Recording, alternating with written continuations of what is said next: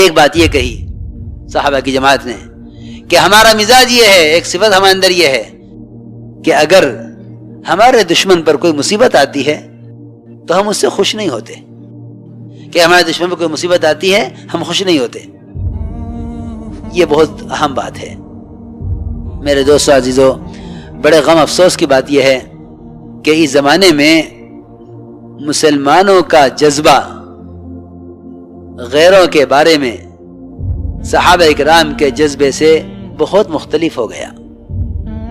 دیکھو میری بات یاد رکھو، اس کام کو صحابہ کے جذبے کے بغیر کرنا کوئی نتیجہ ظاہر نہیں کرے گا.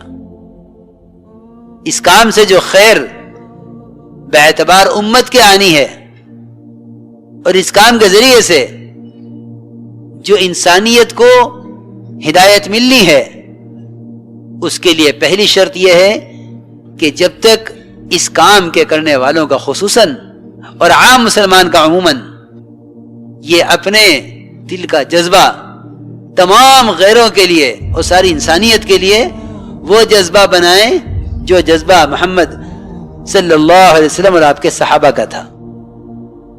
اگر وہ جذبہ نہیں ہے تو سچی بات بتا دوں کہ خدا کی قسم پھر ہم داعی نہیں ہیں.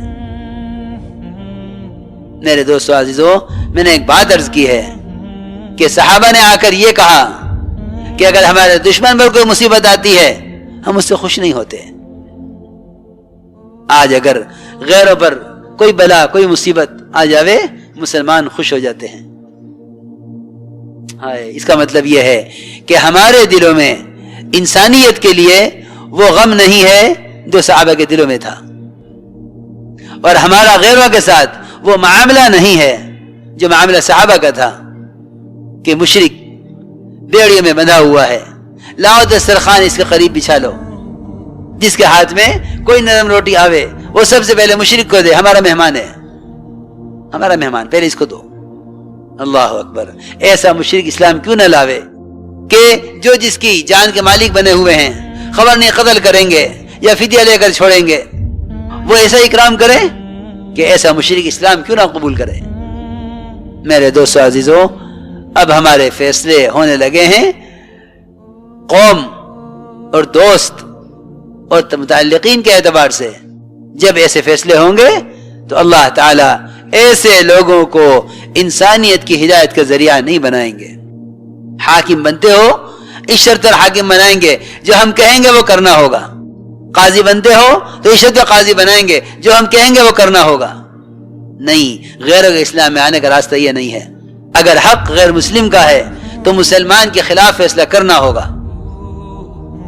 اگر حق غیر مسلم کا ہے تو مسلمان کے خلاف فیصلہ کرنا ہوگا اگر نجات چاہتے ہو.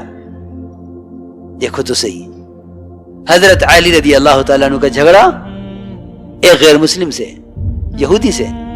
یہودی کہتا ہے زرہ میری ہے، حضرت علی فرماتے ہیں میری ہے، چلو قاضی کے پاس. قاضی کے پاس گئے. قاضی شریح وہ حضرت علی کو دیکھ کے کھڑے ہو گئے. امیر المومنین آپ کیسے؟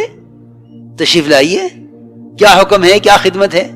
سوچتا ہوگا یہودی تو یہاں کہاں پھنس گیا، ان کا بنایا ہوا قاضی ہے، ان کی خدمت کے لیے کھڑا ہو گیا ہے، اب تیرے حق میں کیا فیصلہ ہوگا؟ علی رضی اللہ تعالیٰ عنہ کو بٹھایا قاضی نے اپنی کرسی پر، جج کی کرسی پر حضرت علی بیٹھے اور قاضی نیچے بیٹھا یہودی کے برابر میں، اور نیچے بیٹھ کے پوچھا مومنین کیا حکم ہے؟ فرمایا زرہ میری ہے. اور حضرت علی جھوٹ نہیں بول سکتے، زرہ میری ہے. قاضی نے کہا گواہ بتائیے، کہ گواہ میرا بیٹا حسن گواہی دے گا. میں خبر نہیں کہ یہ جنت کے جوانوں کا سردار ہے کہ ہاں وہ سب ٹھیک ہے، لیکن آپ کے بیٹے کی گواہی آپ کے حق میں معتبر نہیں ہے، ہم نے آپ کے بڑوں سے یہی سنا ہے. فرمایا میرا غلام گواہی دے گا.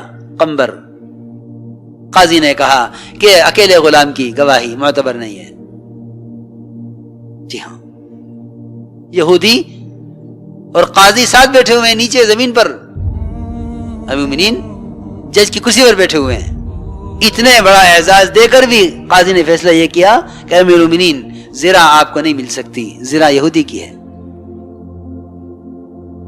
اس لیے میرے دوستو عزیزو، میں یہ عرض کر رہا ہوں کہ جب تک اس کام کے کرنے والوں کا خصوصاً اور عام مسلمان کا عموماً اس کام کے کرنے میں مزاج صحابہ نہیں ہوگا کہ غیروں کے لیے کتنی وسعتیں تھیں